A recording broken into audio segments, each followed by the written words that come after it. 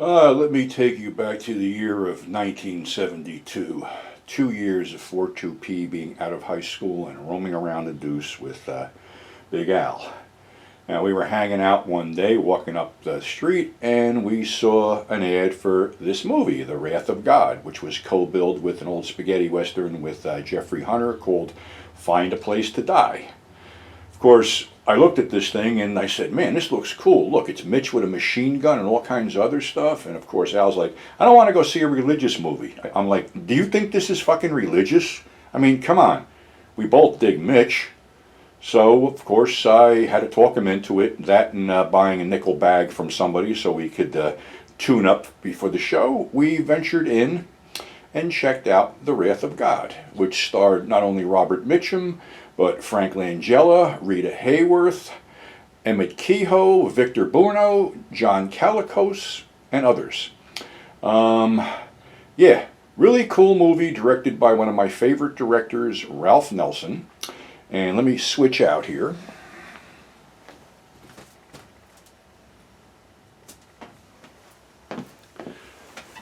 Yeah, it's a really cool movie, shot around the turn of the century in Mexico.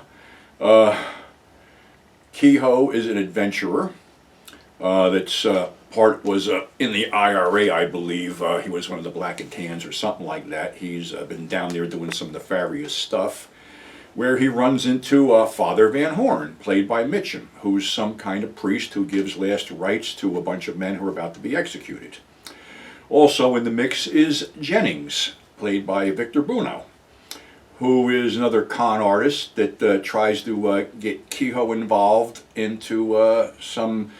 Basically, he'll pay him $500 to drive a truck full of liquor up to some place because we're dealing with prohibition and things like that.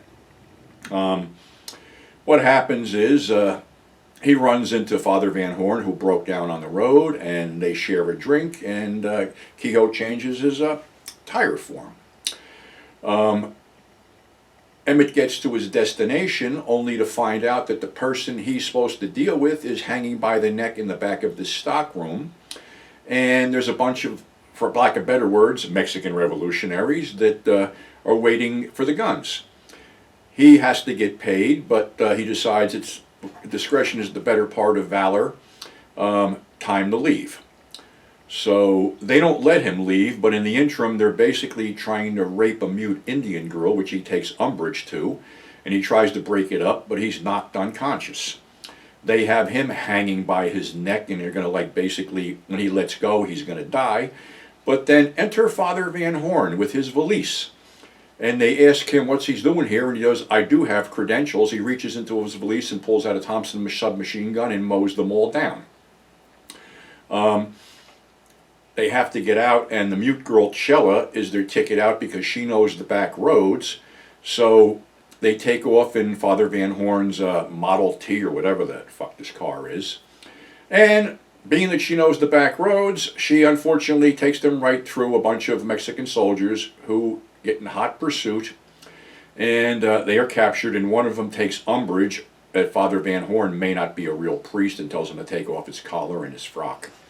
They make these guys walk or drag behind the automobile till they're taken to a fortress where they get to watch a few executions before they're tossed in a cell, and unfortunately in the same cell is Jennings, who tries to apologize, but then Kehoe tries to strangle him and passes out from exhaustion. The three are taken out to be executed, and they're blindfolded, and Jennings goes, I don't want a blindfold, and they put the blindfold on, and they hear a bunch of guns dry fire. And Jennings chuckles, I've been resurrected, ha ha ha ha ha.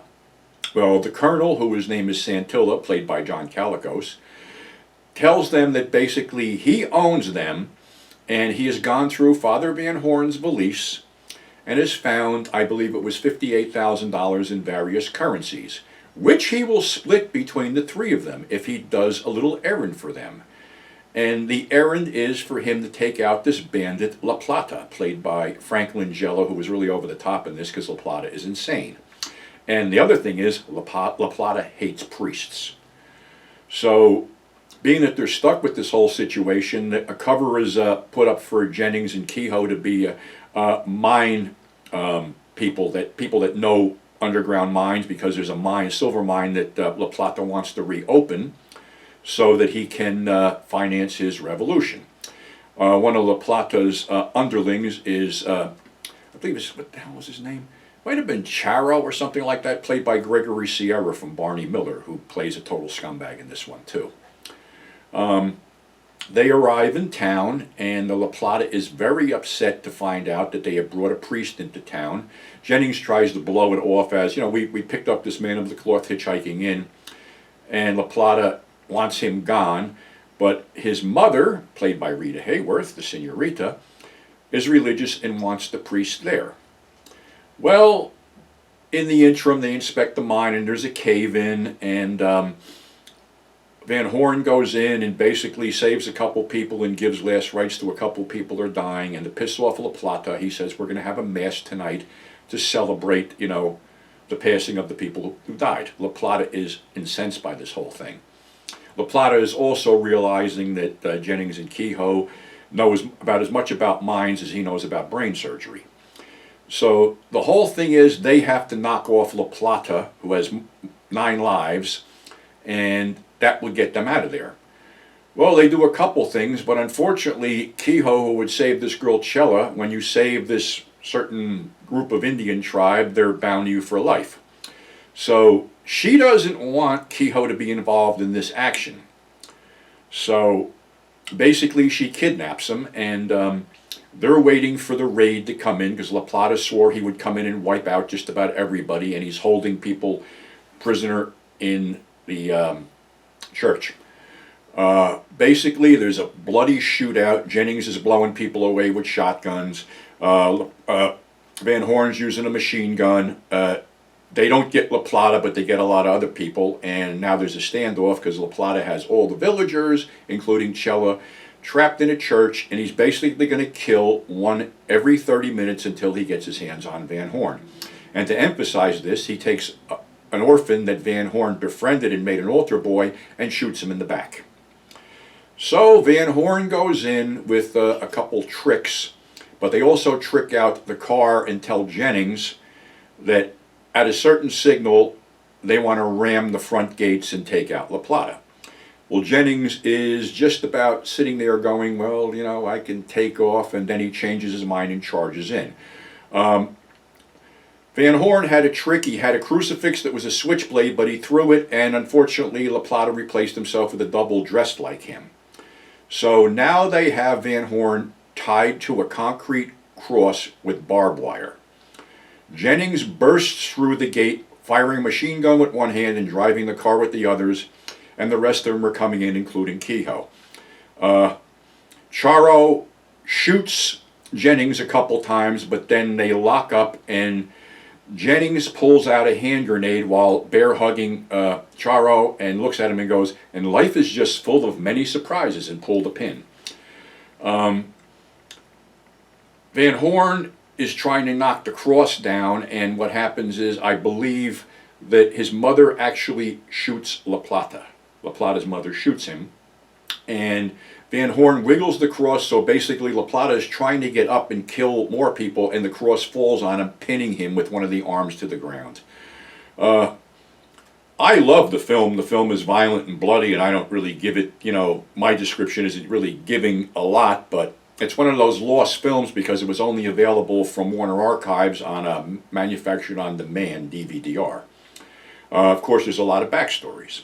Robert Mitchum petitioned heavily to get Rita Hayworth the role, and people thought that Rita Hayworth was struggling with alcoholism because she couldn't remember her lines and she was acting a little bit off, but later it was revealed that she was in the early stages of Alzheimer's disease. Kehoe had cut his arm on a piece of glass in his hotel room, basically holding up the production for a couple months. But the other thing that came out was that there was so much booze and drugs going on the set that when they got to reshoot, some of it didn't make a lot of sense. It was hard to control everybody. Of course, Mitchum and Victor Bruno became close drinking buddies, and there was all kinds of other stuff going around. Matter of fact, they said basically the only sane person on the set was John Calicos, who did his stuff and left early. Unfortunately, all the major players except Kehoe are gone now. Kehoe actually appeared in Sam Peckinpah's Straw Dogs. So if you ever get a chance to see this, by all means check it out, because I'm a big Mitchum fan, and Bob's like really crazy in this, and he explains the whole deal of how he became a renegade priest was because he studied for the priesthood and believed it, but when he tried to do something to help, he was told that the rich are the ones that support the church and the poor will always be with us. That's when he turned renegade. So that's my Robert Mitchum movie for today, and like I said, it's really worth a look. Now, we all know I'm a big wrestling fan, and I picked this up the other day. This is called The Hardcore Truth, written by Bob Hardcore Holly, who was in the WWE for 15 years. It's a tell-all book. I found that most books written and published by the WWE basically promote the WWE no matter what happened. Bob does not pull any punches in this. He has great respect for Vince McMahon, but he goes into graphic detail how basically he was never pushed to the point where he could do anything or be anything. He was basically a very tough guy that they used to get other people over. And Bob was one of those guys that was completely loyal. There was a story about that he was in the ring with Kurt Angle, and Angle did a moonsault, but he telegraphed it wrong, and he landed with both knees on Bob's arm, breaking it, and Bob finished the match. There was another story that, when WWE decided to take the ECW brand, they decided to put Bob in it. They put him in as a heel. I believe he was wrestling the Big Show, and they were doing a weapons tables match or something like that, and he got powerbombed through a table. Then they went to commercial, but when he got up, he said his back felt like it was sunburned. He noticed there was a huge puddle of blood underneath the table. He sliced his back open when he smashed through the table and needed 26 stitches. They wanted to stop the match, but Bob, ever the professional, slid back in the ring and finished the match with the Big Show, and as a heel, he got a standing ovation for just toughing it out for another 10 minutes with blood pouring out of his back. Well, he would have been over as a heel, but the WWE, in their infinite wisdom, took the cheers as we got to turn him face. So they turned him face, then it didn't work, then they turned him back heel. In the interim, he injured his elbow and got a staph infection.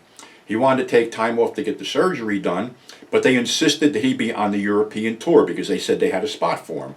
Well, his spot could have been filled by anybody because it was in Battle Royals. Well, every night he had to get this arm drained.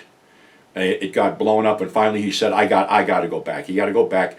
Basically, him being a loyal company man and not questioning anything almost led to the loss of one of his arms. Bob hung out as long as he could, but he said he was tired of dealing with people that lived in Hunter Hearst Helmsley's rectum. That was the whole thing. If you weren't an ass kisser in there and you didn't kiss Hunter's ass, you didn't go anywhere. And he says there was a lot of times where I almost was going to grab the brass ring and they pulled it away from me. Well, Bob's retired now, maybe doing an indie show here and there or a convention. But if you can pick this book up, it's pretty much out of print. I grabbed it on eBay for like $20, but it's well worth the read because it doesn't pull any punches. It tells things like it is and basically exposes a lot of the WWE. Bob was one of the three toughest guys there next to Bradshaw and Ron Simmons. And when they bought WCW, Jim Ross told these guys to literally beat the shit out of these guys when you get them in the ring because we want them to know where they stand. Which is a little fucked up, but then a couple guys came out of WCW with horrible attitudes, and one was Buff Bagwell that they basically beat the shit out of all the time. And he would have his mother call in to say he was sick. Needless to say, he didn't last too long. But again, the name of the book, The Hardcore Truth, by Bob Holly, and it's a great read. Something else that's going on here this weekend, May 13th and 14th, is the Ohio Fan Fest, which will be at the Metroplex Expo Center in Girard, Ohio. This is a really good show because Ohio needs a really good show because there was a show a couple of months ago, last April, back in Strongville that basically was a mud show with no guests. And this one has some really great guests. Jake the Snake Roberts, Kurt Angle, One of the hottest guys in AEW today, Darby Allin. Also, Bob Elmore, Bill Mosley, and Carolyn Williams from Texas Chainsaw 2. I don't know where Bob Elmore, which one he was in. I remember, I think it was Bill Johnson in Texas Chainsaw 2, but I guess he wasn't available. Also on the wrestling end of it, they have the original New Age Outlaws. From AEW, the Bunny, the Butcher, and the Blade. Ron Simmons, Kurt Angle. They're only going to be there Saturday, I believe. But also R.A. Milhoff, who was Leatherface in Chainsaw 3. Powerhouse Will Hobbs from AEW. Larry Kenney, Tom Cook, Robert Kurtzman. My old buddy from the Road Warrior, Vernon Wells.